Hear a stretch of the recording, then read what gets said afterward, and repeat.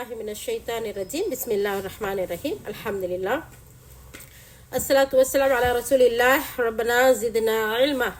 Rabbi shrah li sadri wa yassir li amri wahlul 'uqdatam min lisani yafqahu qawli. Ya Fattah. சூரா cough 50வது அத்தியாயம். இந்த 50வது அத்தியாயத்தில் 45 வசனங்கள் இருக்கு. இது மக்காவில் இறக்கப்பட்டது. இதில் நான் முன்னாடி சொன்ன வசனங்கள் நான் இன்னைக்கு நம்ம பார்க்க போகிறது 36 to 40 வசனம். ஓகே, இந்த சூரா காஃபில் பார்த்தீங்களேன், ஃபஸ்ட்டு எடுத்ததோட இதை குரானை ஒரு வாரத்தில் ஒரு குரான் முடிக்கிறதுக்கு தோதுவா 7 மன்சீல்களா 7 ஹிஸ்புகளாக பிரித்தாங்க அப்படிங்கிறதெல்லாம் பார்த்தோம். ஏன் கேட்குறீங்க? நம்மளாம் அப்படி ஒரு வாரத்துக்கு ஒரு குரான் தானே முடிக்கிறோம். அதனால் கரெக்டாக நம்ம அதெல்லாம் ஞாபகம் வச்சுருப்போம். அல்ஹம்துலில்லாஹ், எல்லாம் அப்படிப்பட்ட மக்களாக எங்களை ஆக்கி வைரப்பே. அப்போ அதில் 7வது பாட்டாக இந்த சூரா கௌஃப்ல இருந்து தான் எடுத்திருக்காங்க. அதுக்கு முன்னாடி வரைக்கும் 6 மன்சில் அந்த ஹிஸ்புகள் அத்தியாயங்கள் இருக்குது. அதில் 7வது பாட்டாக இந்த சூரா காஃப்ல இருந்து இந்த பக்கம் இருக்குது. இதை 3 டைப்பாக பிரிச்சிருக்கிறாங்க. ஆரம்ப பகுதி, நடுப்பகுதி, கடைசி பகுதின்னு. அந்த கடைசி பகுதியில் ஒன்றாவும் இது இருக்குது. அது மட்டும் இல்லாமல் இந்த சூரா காஃப் இருக்குல்ல, இந்த பெருநாள் தொழுகையில் அல்லாஹ்வுடைய தூதர் ஸல்லல்லாஹு அலைஹி வஸல்லம் ஓதக்கூடியவங்களாக இருந்தாங்களாம்.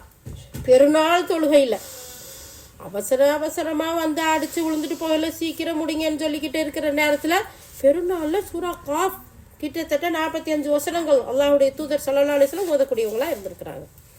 அது மட்டும் இல்லாமல் இந்த காஃப் மகத்துவமிக்க ஒரு குர்ஆனின் மீது ஆணையாண்டு அல்லாஹ் சுப்ஹானஹு வ தஆலா சத்தியமிட்டு சொல்லக்கூடிய ஒரு சூறால ஒன்றா இந்த சூரா காஃப் இருக்குது. அது மட்டும் இல்லாமல் அல்லாஹ் சுப்ஹானஹு வ தஆலா சொல்றா, உண்மையிலேயே அவங்க தங்களோட இருந்த எச்சரிக்கையாளர்கள் ஒருத்த இந்த குர்ஆனை பற்றி சொல்லையில் ஆச்சரியமாப்படுறாங்க. அல்லாஹ்வுடைய தூதர் ஸல்லல்லாஹு அலைஹி வஸல்லம் உங்களோட வாழ்ந்து உங்களோட இருந்து உங்கள்ட்ட எல்லாமே நான் சாதிக் அப்படின்னு இருக்கக்கூடிய நேரத்தில் உங்கள்கிட்ட இந்த குரானை சொல்றதை பார்த்து ஆச்சரியப்படுறீங்களா? இவர் சொல்றது போய், இவர் ஒரு கவிஞர், இவர் இட்டு கட்டி பேசுறாரு, இவர் யார்கிட்டையும் கேட்டு சொல்றாரு, இப்பெல்லாம் ஆச்சரியப்பட்டு கேட்குறீங்க.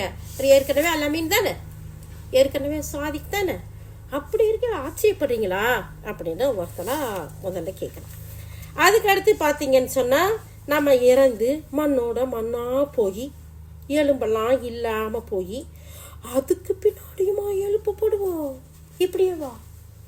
அதுக்கு தான் அல்லாஹ் சுப்ஹானஹு வ தஆலா சூரா கியாமாவில் சொல்கிறான். இந்த விரல் நுனியெல்லாம் இருக்குல்ல, இதெல்லாம் கூட அப்படியே அச்சொட்டா கரெக்டாக கொஞ்சமும் மாறாமல் அப்படியே நம்ம கொண்டு வருவோம் இப்படி சொல்கிறான். பூமியில் எந்த ஒரு சேதமும் படவே செய்யாது. எந்த மூலையில் துண்டு துண்டாக பீஸாக போட்டு அங்கங்கே போட்டாலும் சரி.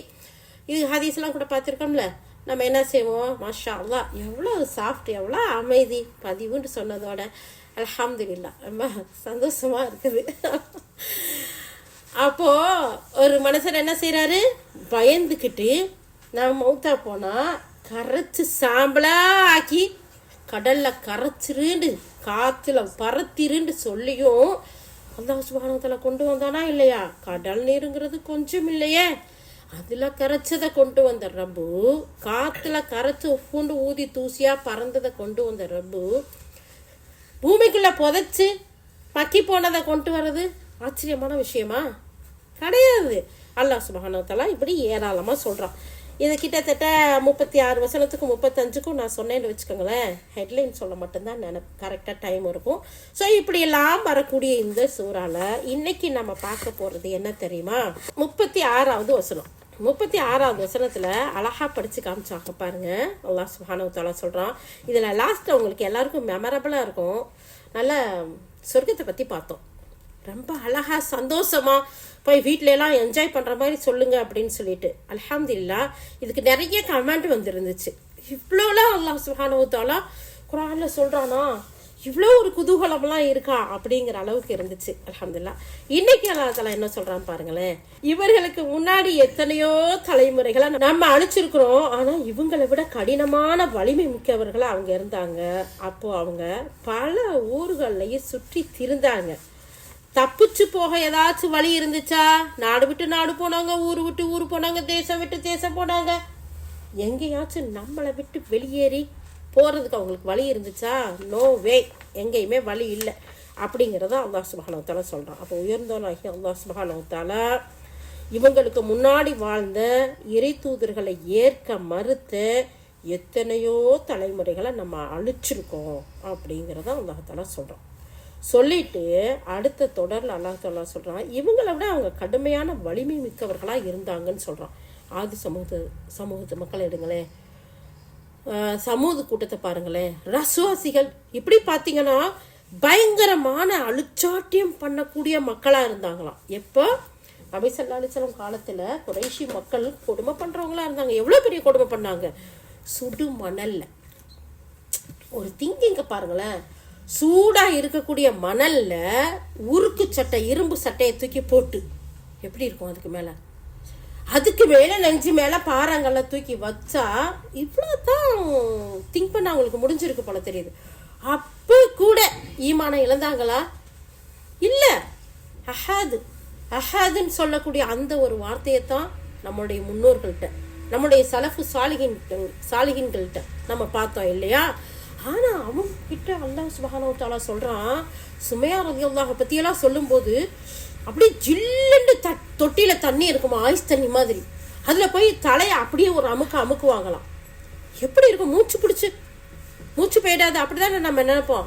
இப்படிப்பட்ட கொடுமையாளர்கள் வண்ணஞ்சம் படைச்ச அந்த மக்களை பார்த்து அல்லாஹ் தஆலா சொல்றான், நபியே இந்த மக்கள்கிட்ட சொல்லுங்க, இப்ப நடக்கிறதெல்லாம் கொடுமை இல்லை, இதுக்கு முன்னாடி வாழ்ந்தாங்கல்ல தூதர்கள், அவர்களுடைய சமுதாயத்தார்கள், அவங்க எப்படிப்பட்டவங்களா இருந்தாங்க தெரியுமா? அதிக பலம் வாய்ந்தவர்களா இருந்தாங்க, வலிமை மிக்கவர்களா இருந்தாங்க. எப்படிப்பட்ட வலிமைண்டா, இந்த நெகம் இருக்குல்ல, இந்த நெகத்தால பாறைகளை கொடைஞ்சு எப்படி இருக்கும், நம்ம நெகத்துல ஏதாச்சும் ஒன்றா இப்படி இழுத்தா தேய்ச்சா நெகம் அப்படி பிடிச்சிக்கிட்டு வந்துடுது, இழுத்துக்கிட்டு வந்து கரெக்டாக கட் பண்ணி எடுங்க, இல்லாட்டி மேற்கொண்டு சதையோட சேர்ந்து போயிடும், அப்படிலாம் கேர்ஃபுல்லாக இருக்கணும். ஆனால் அந்த நெகத்துல பாறையை குடையணும்டா எவ்வளோ பெரிய வலிமையாக இருந்திருக்கும் அந்த நெகம். அந்த அளவுக்கு பலசாலிகளாக இருந்தாங்க. இன்னும் அவங்களுடைய சமுதாயத்து மக்களுக்கு, அதாவது இஸ்லாத்தை ஏற்றுக்கிட்டவங்களுக்கு, நபிமார்களை பின்பற்றினவங்களை என்ன செய்யுது, எப்படி தண்டனை கொடுத்துருப்பாங்களான்னு தெரியுமா? நிற்க வச்சு, எப்படி ஒரு சபையில் கொண்டு வந்து நிற்க வச்சு, இந்த நடுவாங்கு இருக்குல்ல, இந்த நடுவாங்குல ரம்பத்தை இப்படி வச்சு அறுப்பாங்களாம், உயிரோட மௌத்தான மையத்தை இல்லை, அப்படியே நிற்க வச்சு இப்படி ஸ்ட்ரைட்டாக பொழந்து எடுப்பாங்களாம். அப்போ உண்மையிலேயே இது பரவாயில்ல தானே, இந்த குறைஷிகள் செஞ்ச கொடுமை இல்லையா? அல்லாஹ் தஆலா தான் சொல்லி காட்டுறான். அது மட்டும் இல்லையா, பலம் வாய்ந்த பித்தளை அந்த இரும்பு சீப்பு இருக்குல்ல, அதை வச்சு உசுரோட வச்சுக்கிட்டு எலும்பு இருக்க சதையை பூரா அப்படி சீச்சு எடுத்துருவாங்களாம்.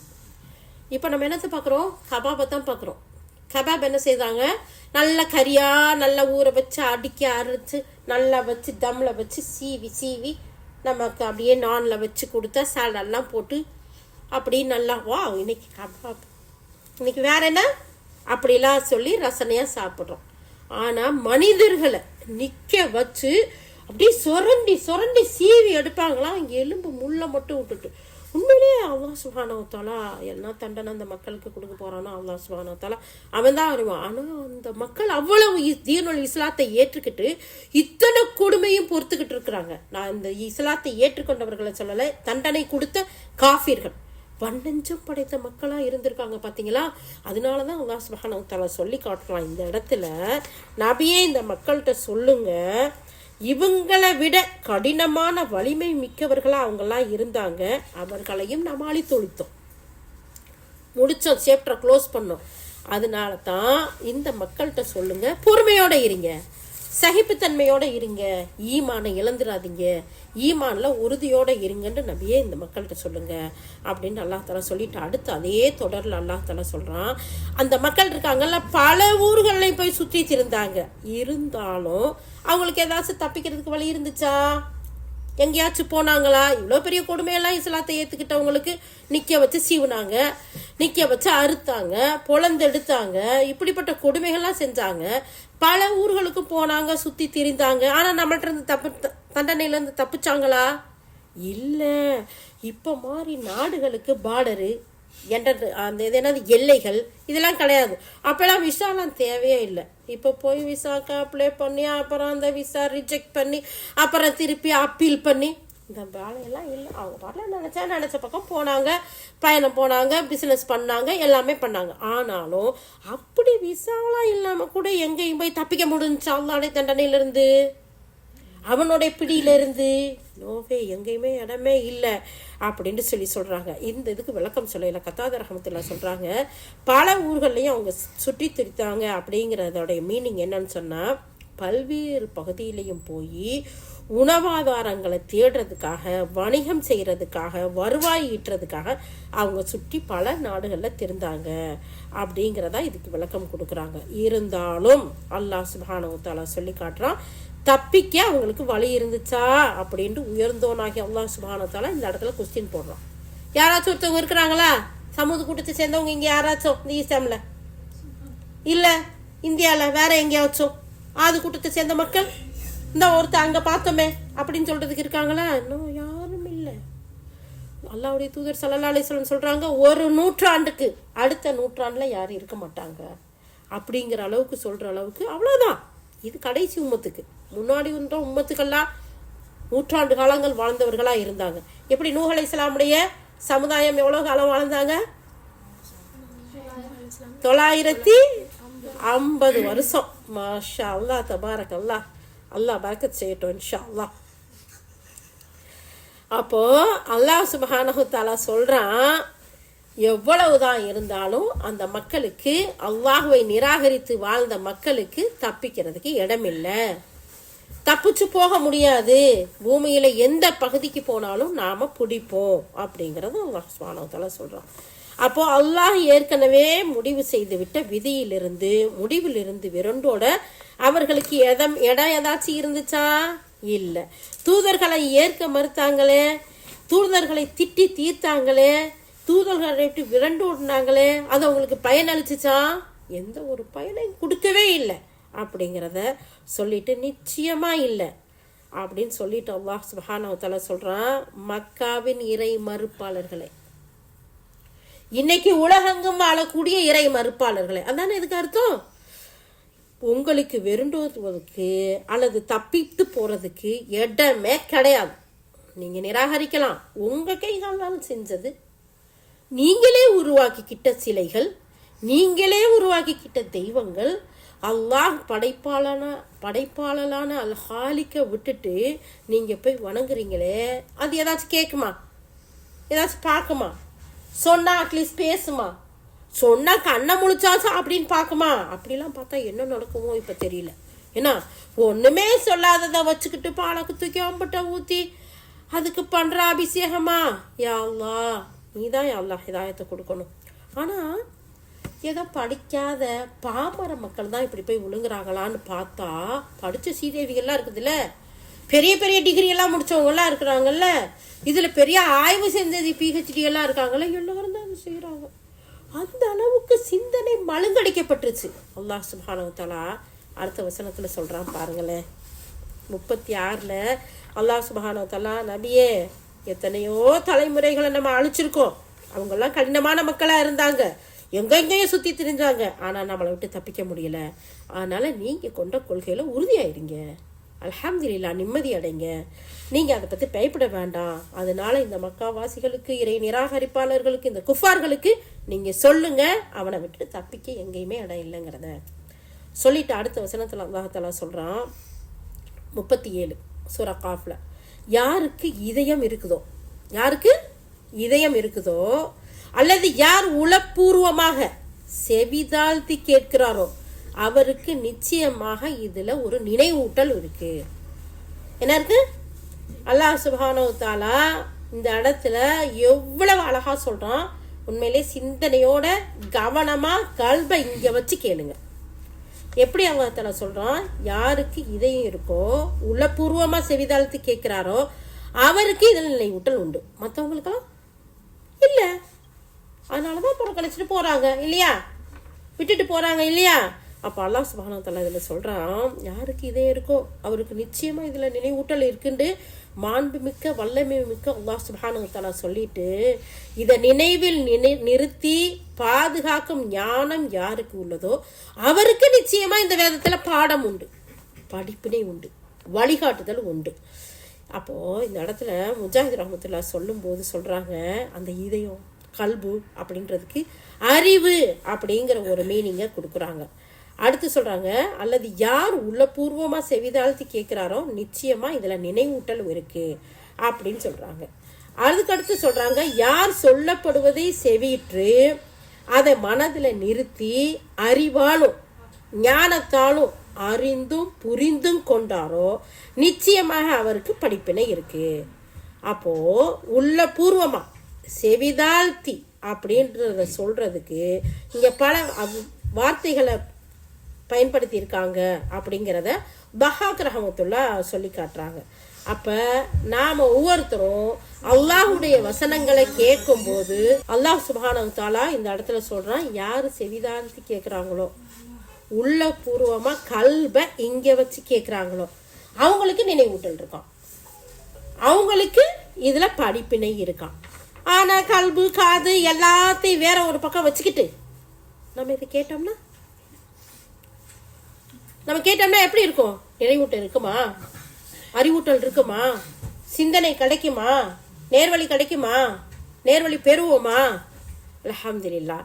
அப்போ இந்த இடத்துல இந்த 37வது வசனம் நமக்கு சொல்லக்கூடிய விஷயம், அல்லாஹுடைய வசனத்தை எப்ப கேட்டாலும் சரி காதால கேட்கறதோட மட்டும் இல்ல, கல்புல இருந்து கேட்கணும். கல்ப ரெடியா திறந்து வச்சிருக்கணும். இன்னைக்கு சூரா காஃப் 36, 37, 38, 39, 40 வசனங்களை நம்ம கேட்கிறோம். இதுல என்ன சொல்லப்பட்டிருக்குங்கிறத முழுமையா உள்வாங்கி கேட்டு அதில் உள்ள படிப்பினைகளை நாம எடுத்து செயல்படணுங்கிற சிந்தனையோட கல்புல இருந்து கேட்டோம்னா நம்ம காது எப்படி இருக்கும்? ரொம்ப ஷார்ப்பா இருக்கும். இதுல எதை எடுக்கலாம், என்ன அல்லாஹ் சொல்ல வர்றான் அப்படிங்கிற இடத்துல நம்ம இருப்போமா இல்லையா? நிச்சயமா இருப்போம் இன்ஷா அல்லாஹ். சூரா காஃப் 37வது வசனத்துல அல்லாஹ் சுப்ஹானஹு வ தஆலா நம்ம ஒவ்வொருத்தரையும் பார்த்து சொல்றான். எப்படி சொல்றான்? நிச்சயமாக யாருக்கு இதயம் இருக்கிறதோ அல்லாஹ் சுப்ஹானஹு வ தஆலா சொல்றான், இன்ன ஃபீ ஸாலிக லிذிக்ரா. யாருக்கு இது திக்ர் தெரியுமா? நினைவூட்டல் தெரியுமா? வழிகாட்டல் தெரியுமா? லிமன் கான லஹு கல்ப். கல்பால கேக்குறாங்கல்ல அவங்களுக்கு. அவ் அல்க சமஅ, காது கொடுத்து கேக்குறாங்கல்ல, வஹுவ ஷஹீத், அவர்களுக்குத்தான் இது நினைவூட்டல், அவருக்குத்தான் இது வழிகாட்டுதல். அப்ப இன்ஷா அல்லாஹ் இனிமேல் நம்ம ஒவ்வொருத்தரும் நியத்து வைப்போமா? உறுதிமொழி ஒன்று எடுத்துக்கிடுவோமா? குர்ஆனை நம்ம ஓதுனோம்டா எந்த சிந்தனையும் நமக்கு வரக்கூடாது. அல்லாஹ் என்ன சொல்லி இருக்கான் இந்த விஷயத்துல அப்படிங்கிறத கல்பால கிரகிச்சு அதை உள்வாங்கி காதால கேட்டு கல்புல பதிச்சு செயல் வடிவில் கொண்டு வரணும். அப்போ அல்லாஹ் சுப்ஹானஹு வ தஆலா இன்ஷா அல்லாஹ் நாம் எல்லோருக்கும் அல்லாஹ் இந்த அறிவுரை பெறக்கூடிய மக்களாக, நினைவூட்டலாக கொடுக்கக்கூடிய மக்களாக, பிறருக்கு எடுத்து சொல்லக்கூடிய மக்களா இன்ஷா அல்லாஹ் அல்லாஹ் நம்ம அனைவரையும் ஆக்கி வைப்பான் அப்படிங்கிறதுல எந்த ஒரு சந்தேகமும் இல்லை. அப்போ அதனால நம்ம ஒவ்வொருத்தரும் என்ன செய்யணும்? அல்லாஹ் சுப்ஹானஹு வ தஆலா சொல்லக்கூடிய இந்த வசனத்தை நம்ம அமல் செய்யணும். அல்லாஹ்வுடைய மிகப்பெரிய கிருபையில ஒவ்வொரு வசனங்களையும் பார்க்குறோம், கேட்குறோம், படிக்கிறோம், செயல்பாட்டில் கொண்டு வரக்கூடிய மக்களா அல்லாஹ் சுப்ஹானஹு வ தஆலா நம்மளை தேர்ந்தெடுத்து ஆக்கி வச்சிருக்கான். அல்ஹம்துலில்லாஹ். எத்தனையோ வசனங்களை நம்முடைய வாழ்க்கையில கடைப்பிடிச்சுக்கிட்டு வரோம். இனிமேல் சூரா காஃப்ல இருக்கக்கூடிய 37வது வசனத்தை நாம ஒவ்வொருத்தரும் கடைப்பிடிச்சு செயல்படுவோம் இன்ஷா அல்லாஹ். அடுத்து அல்லாஹ் சுப்ஹானஹு வ தஆலா சொல்றான் 38வது வசனத்துல, நிச்சயமா வானங்களையும் பூமியையும் அதுக்கு இடையில உள்ள எல்லாத்தையும் 6 நாட்கள்ல படைச்சேன். அதுல நமக்கு எந்த ஒரு களைப்பும் டயர்டும் வரவே இல்லை. இப்ப நம்ம என்ன செய்யறோம்? ஒரு வேலையை பார்க்குறோம், அதோட நமக்கு என்ன செய்யறது? அவசரமா பார்க்குறோம், ஃபாஸ்டா பார்க்குறோம், கொஞ்ச நேரத்தில் டயர்ட் ஆயிடுது, கொஞ்ச நேரம் உட்காந்துக்கிறேன்னு காலையிலேருந்து ரெஸ்டே இல்லாமல் வேலை பார்க்க தானே செய்கிறேன். ஏமா என்னை பார்த்தா யாருக்கு ஒரு மனுஷியே தெரியல, ஒரு இறக்கமே வரல, கொஞ்ச நேரம் எனக்கு ரெஸ்ட் யாராச்சும் கொடுக்குறீங்களா? கொஞ்ச நேரம் உட்காந்துக்கிற கூடாதா? ஒருத்தராச்சும் பாவம், ஐயோ பாவமேன்னு இறக்கப்படுறீங்களா? நம்ம அப்படிலாம் நிறைய டைலாக்லாம் விடுவோம் இல்லையா? சுப்ஹானல்லாஹ். அந்த மாதிரியா இப்படி நம்மளோட ஒப்பிட்டு தான் நிறைய மக்கள் இறைவனை சொல்லி காட்டுறாங்க. யூதர்கள் என்ன சொன்னாங்களா, நபி ஸல்லல்லாஹு அலைஹி வஸல்லம் அல்லாஹ் சுப்ஹானஹு வ தஆலா 6 நாள்ல இந்த உலகத்தை படிச்சேங்கிறான். அப்ப 7வது நாள் ரெஸ்ட் எடுத்தானா? 7வது நாள் அல்லாஹ் அப்ப ரெஸ்ட் எடுத்தானான்னு ஒவ்வொரு நாளா சொன்னாங்க. ஸோ அப்படி அந்த நேரத்தில் தான் அல்லாஹ் சுப்ஹானஹு வ தஆலா இந்த வசனத்தை சொல்லி காட்டுறான். இந்த வசனத்தை இறக்குறான். ஒவ்வொன்றுக்கும் ஒரு சபபு நுசுல், இறக்கப்பட்ட காரணங்கள் இருக்குது பார்த்தீங்களா.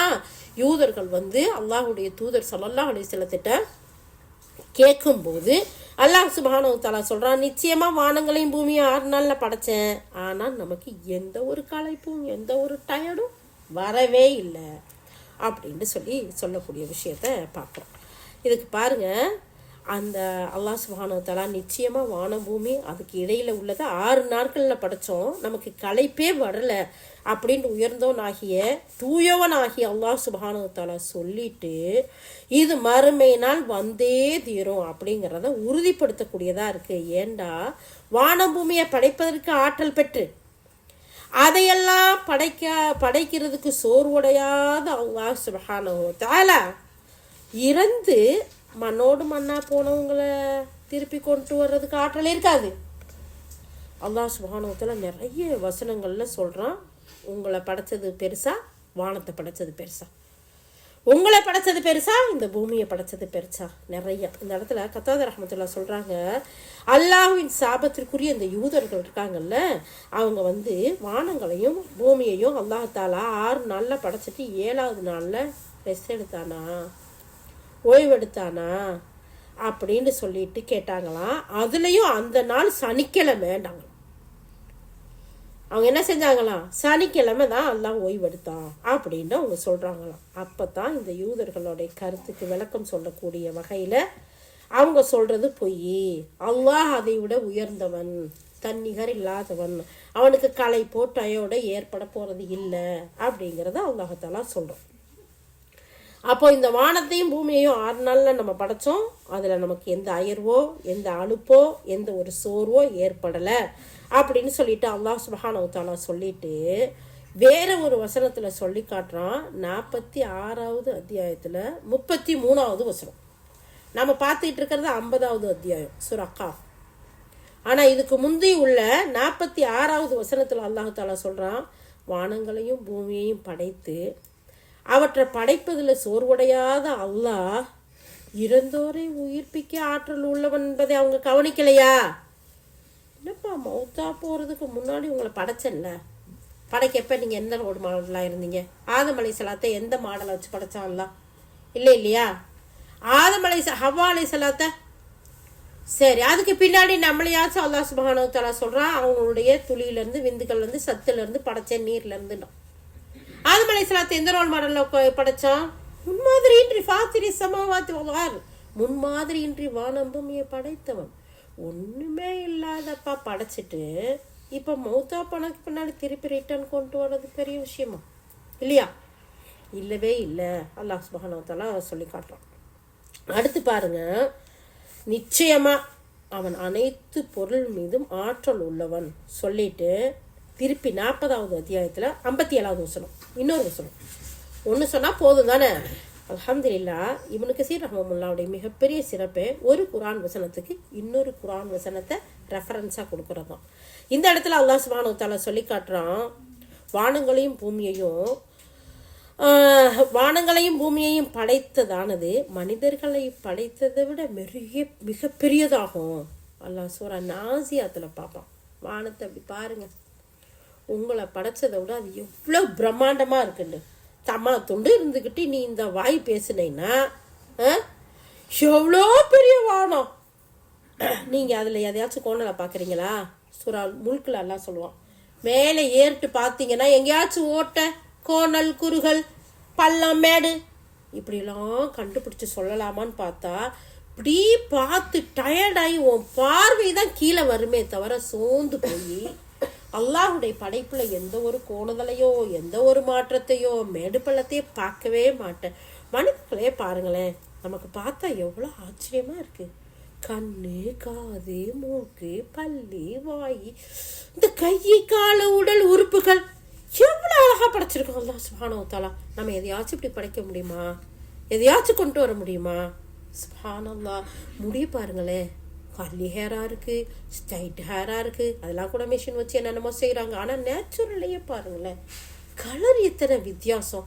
மூக்கு பாருங்களேன், அப்படியே கிளிமொக்கு மாதிரி இருக்கு. ஸோ அப்படியே அந்த பொண்ணை பார்த்தா எட்டி கொத்துறமா, என்ன அழகு, கண்ணத்துலாம் பாரு ரோஸ் பவுடர்லாம் போடுறோம் அது வேற, ஆனால் எவ்வளோ ஜப்பியா பஃபியா, எவ்வளோ அழகு, கண்ணு அழகா பார்த்தீங்களா, இந்த புருவ அழகா பார்த்தீங்களா, என்ன அழகுன்னு சொல்லிட்டு மாஷா அல்லா, அல்லாஹ்வுடைய படைப்பு. அல்லாஹு தாலா இதெல்லாம் மேட் ஃப்ரம் எங்க இருந்து, ஜப்பானா, சைனாவா, எங்க துளிங்கிறான், ஒரே ஒரு துளிங்கிறான்.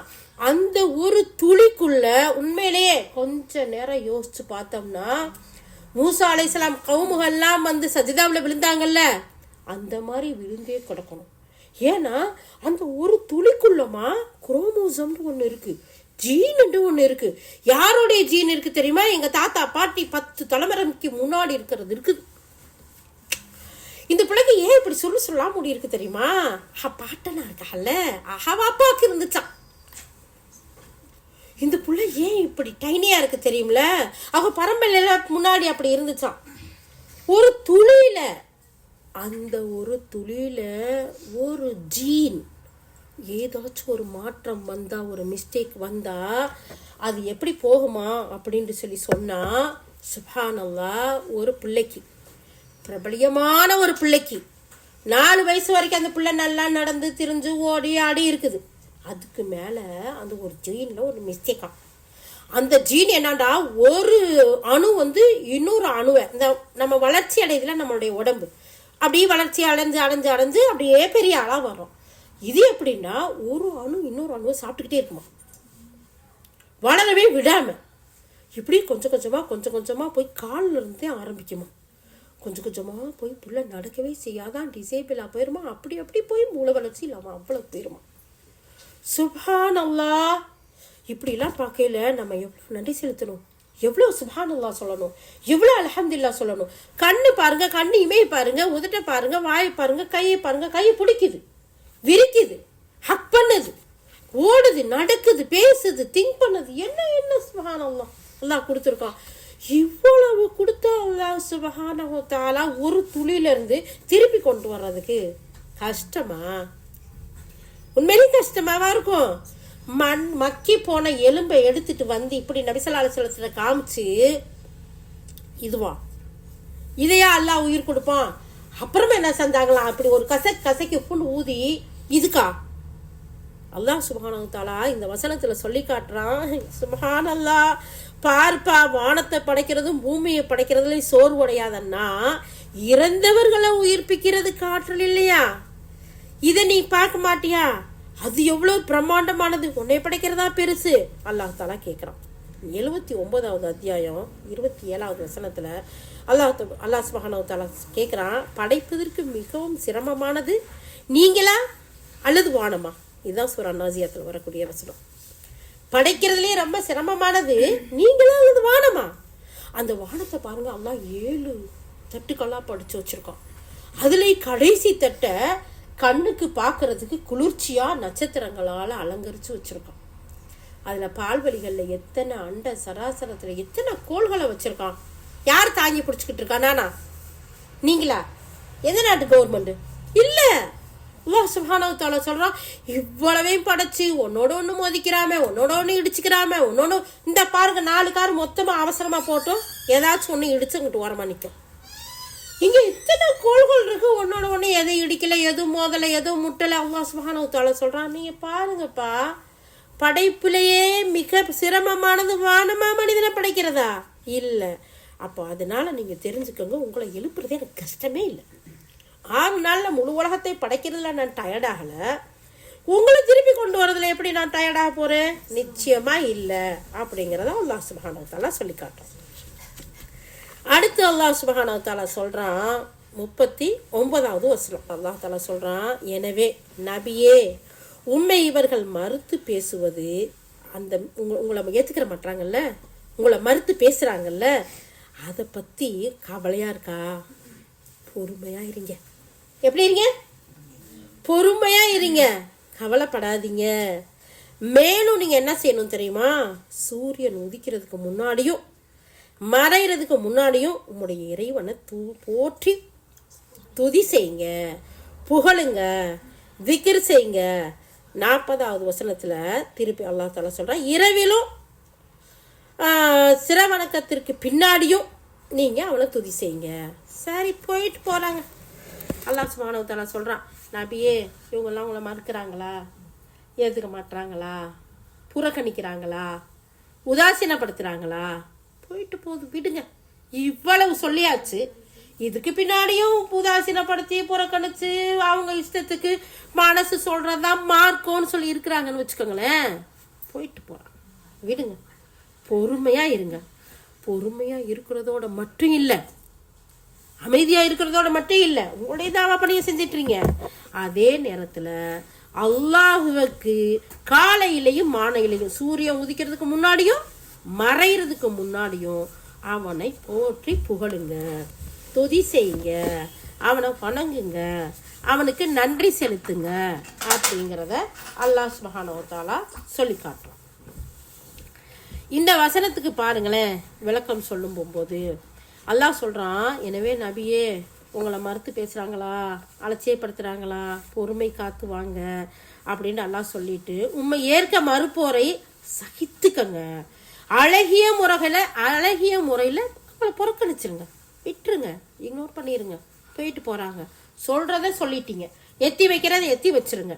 ஆனால் நீங்கள் என்ன செய்யுங்க, பொறுமை காக்கிறதோட அல்லாஹ்வை காலையில் சூரியன் உதைக்கிறதுக்கு முன்னாடியும் சூரியன் மறைகிறதுக்கு முன்னாடியும் நீங்கள் என்ன செய்யுங்க, அல்லாஹ்வை துதி செய்யுங்க. அது மட்டும் இல்லை, இரவு நேரத்துலையும் அல்லாஹ்வை திக்ர் செய்யுங்க.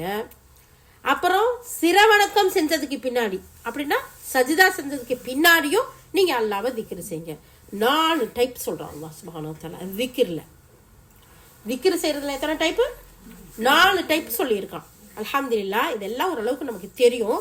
நம்ம இப்போ கொஞ்ச நேரத்தில் சும்மா கேட்டு பார்ப்போம், எந்தெந்த அளவுக்கு நமக்கு தெரியுது, எதை நம்ம செய்கிறோம், எதை செய்யாமல் இருக்கோம். இன்ஷா அல்லாஹ் ஒவ்வொன்றும் நம்ம அல்லாஹ்வுடைய வசனத்தை கேட்டு அல்லாஹ்வுடைய தூதருடைய வழிகாட்டுதல் தானே நம்மளுடைய வாழ்க்கையை அமைச்சுக்கிட்டு வர்றோம்.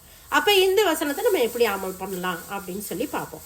அப்போது இந்த இடத்துல அறிஞர்கள் என்ன சொல்கிறாங்கன்னு சொன்னால், அல்லாஹ் சுப்ஹானஹு வ தஆலா நபியின் மூலமாக அறிவிக்கக்கூடிய அந்த செய்தி நமக்கு வரைக்கும் மிகப்பெரிய வழிகாட்டல் இல்லையா? நபியே, நீங்கள் இந்த தாவா பணியை செய்கிறீங்களா, அழைப்பு பணியை செய்கிறீங்களா, சொல்லும்போது அவங்க கேட்கலையா, புறக்கணிச்சிட்டாங்களா, அழகான முறையில் உபதேசம் பண்ணிட்டீங்களா, பொறுமையாக இருங்க.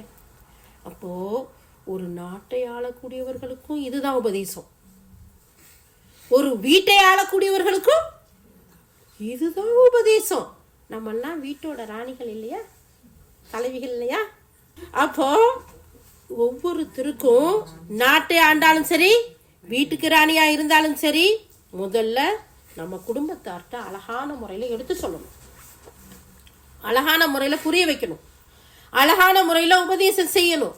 அதுக்கு மேலே கேட்கலாண்டா சட்டையை தூக்க, முட்டையை தூக்க, அதை தூக்கு, இதை தூக்க, அடிக்கிறேன் பிடிக்கிறேன், ஆச்சாக்கும் போச்சாக்கும், இதெல்லாம் சொல்லவே கூடாது. அழகா சொல்லிட்டு கேட்கலையா, பொறுமையா இருந்துடணும். அல்லா இடத்துல துவா செய்யணும், யா அல்லாஹ் ஹிதாயத்தை கூடிய அல்லாஹ், நேர்வழியை கூடிய அல்லாஹ், நீ தான் நேர்வழியை கொடுக்கக்கூடியவன் இல்லையா? யா ஹாதி, நீ உங்களுக்கு நேர்வழியை கூடிய அல்லாஹ் அப்படின்னு நம்ம அல்லாஹ் தான் கேட்கணும். அதை விட வேற எதுவும் இல்லை. இது மிகப்பெரிய உபதேசமா இருக்கு. இந்த செயலை செய்ய முடியாட்டி தலைமைத்துவத்துக்கு போக வேணாம்.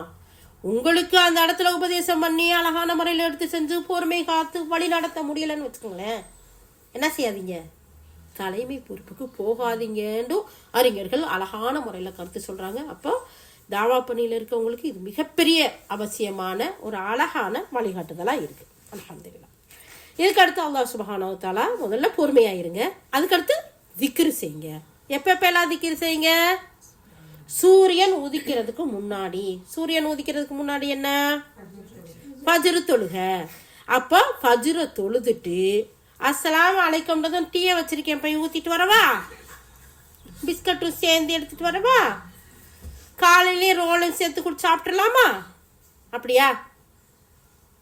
அஸ்ஸலாமு அலைக்கும்ன்றதோட அல்ஹம்துலில்லாஹ்னு உட்காந்து அல்லாஹ் தஆலா குர்ஆன்ல ஏராளமான இடத்துல சொல்றான், காலையிலையும் மாலையிலையும் திக்ர் செய்யுங்க.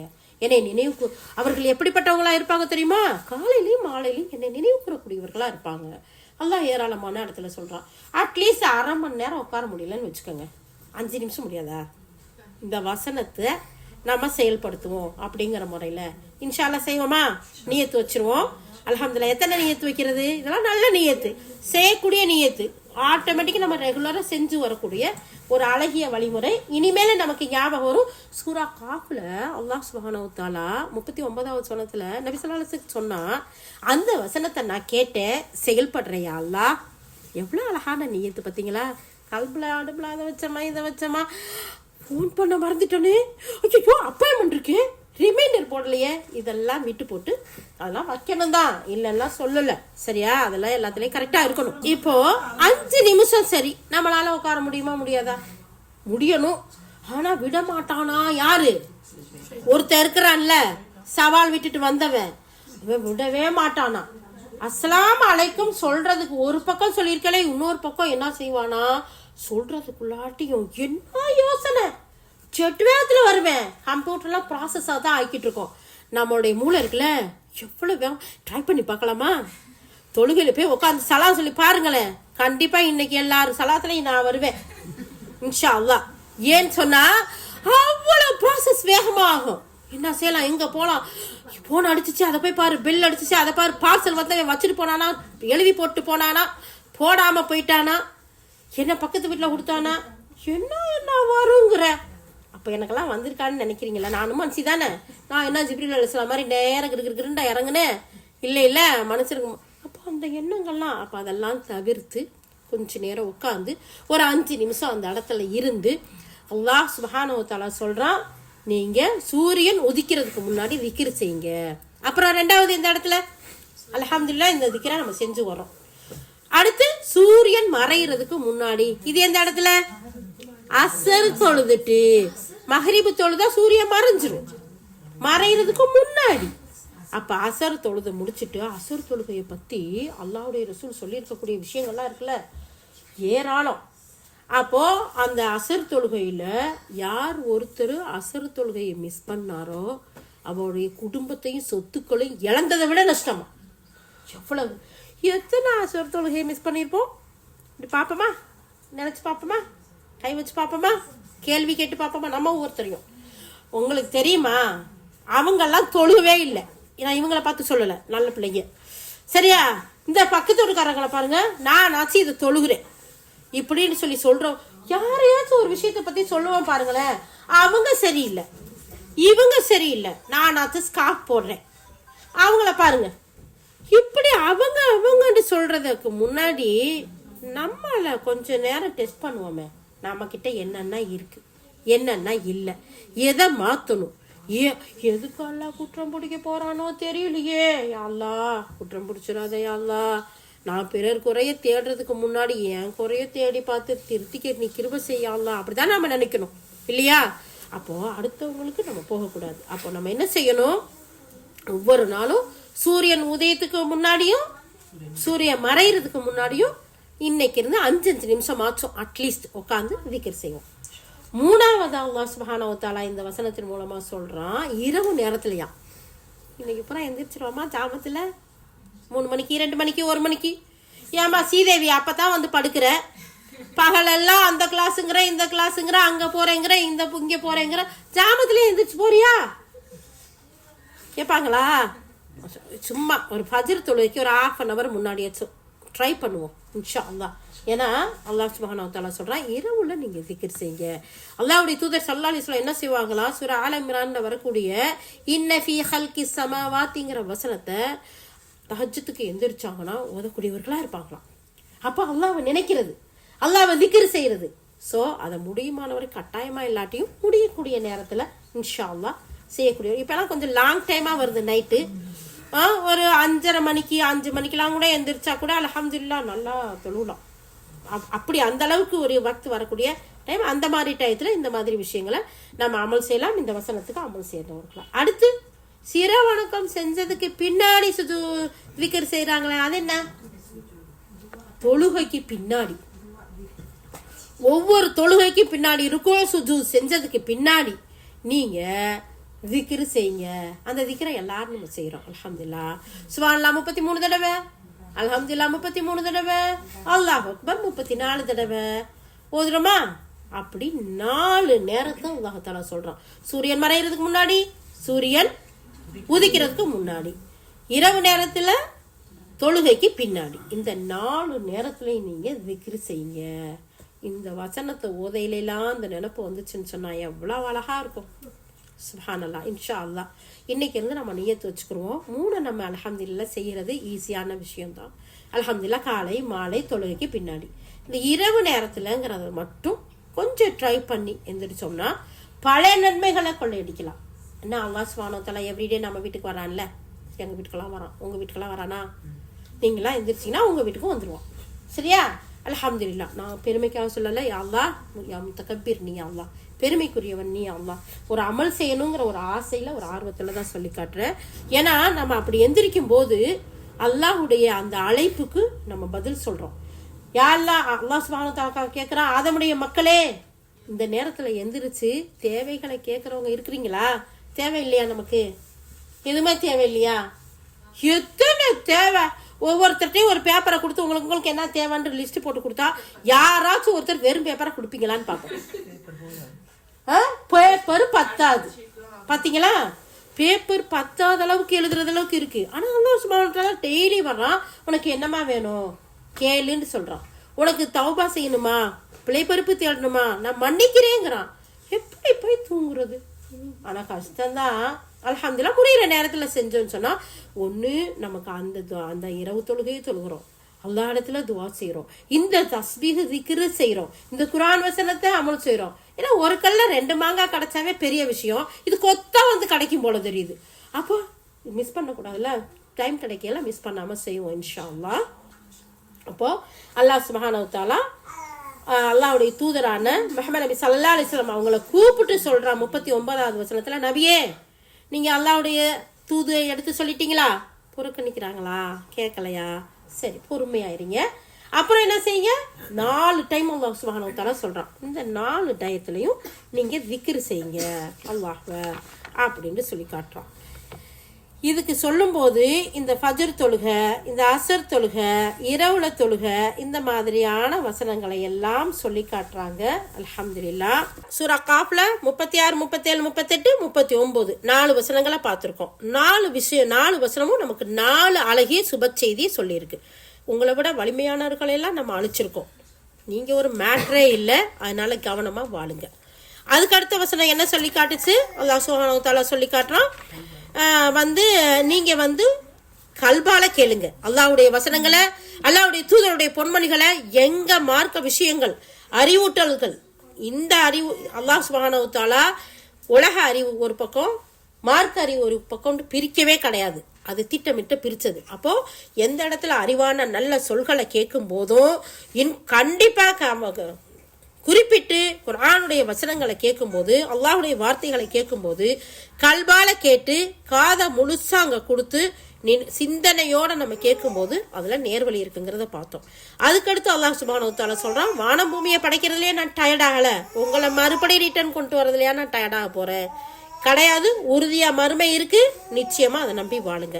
அதுக்கடுத்த வசனம், நபியே நீங்க சொல்லக்கூடிய இந்த உபதேசத்தை புறக்கணிக்கக்கூடிய மக்களா இருக்கிறாங்களா? போயிட்டு போறாங்க. சொல்றத அழகான முறையில சொல்லி பொறுமை காத்து நீங்க இருந்து அல்லாஹ்வை திக்ர் செய்யக்கூடியவர்களா இருந்தால் நான் உங்களுக்கு அருக்கிருபை செய்யக்கூடியவர்களா இருக்கிறேன் அப்படிங்கறத அல்லாஹ் சுப்ஹானஹு வ தஆலா சொல்றான். அப்ப இன்ஷா அல்லாஹ், யா அல்லாஹ், நாங்கள் ஒவ்வொருவரும் கேட்டதன்படி அமல் செய்யக்கூடிய மக்களாக அழகிய முறையில் யா அல்லாஹ் உன்னுடைய வசனங்களை செவிதாழ்த்தி கேட்டு சிந்திச்சு செயல்படக்கூடிய மக்களாக ஆக்கி, யா அல்லாஹ் அழகிய முறையில் திக்ர் செய்து உனக்கு நன்றி செலுத்தி உன்னை போற்றி புகழக்கூடிய மக்களாக எங்கள் அனைவரையும் ஆக்கி வைப்பாயாக. எங்களுடைய வாரிசுகளை ஆக்கி வைப்பாயாக, எங்களுடைய உற்றார் உறவினர்களை ஆக்கி வைப்பாயாக, எங்கள் ஊர் மக்களை ஆக்கி வைப்பாயாக, உலக முஸ்லிம்கள் அனைவரையும் ஆக்கி வைப்பாயாக. கேட்ட செய்தியை அழகிய முறையில் பிற மக்களுக்கு எடுத்துச் சொல்லக்கூடிய மக்களாகவும் எங்கள் அனைவரையும் ஆக்கி அருள் புரிவாயாக. வாஹிர் தஅவானா அல்ஹம்துலில்லாஹி ரப்பில் ஆலமீன். سبحان الله بحمده سبحانك اللهم بحمدك نشهد أن لا إله إلا أنت نستغفرك ونتوب إليك. سبحان ربك رب العزة عما يصفون والسلام على المرسلين الحمد لله رب العالمين. السلام عليكم ورحمة الله وبركاته.